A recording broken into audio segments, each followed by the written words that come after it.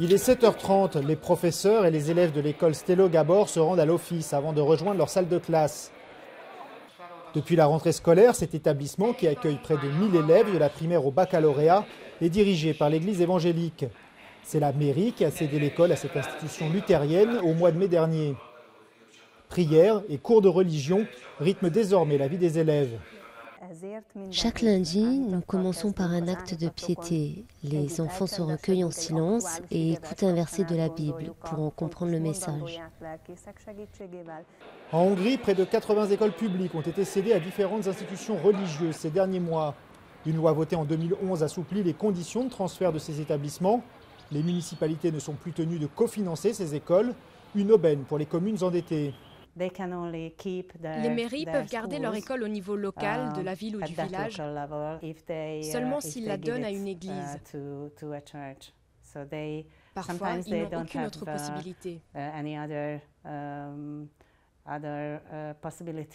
ce n'est pas l'unique raison. Dans le 18e arrondissement de Budapest, la mairie est responsable de 17 écoles primaires et secondaires.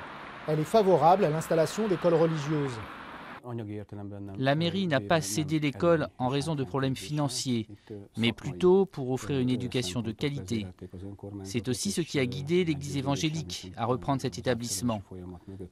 C'est un nouvel acteur qui permet d'élargir l'offre éducative dans le 18e arrondissement.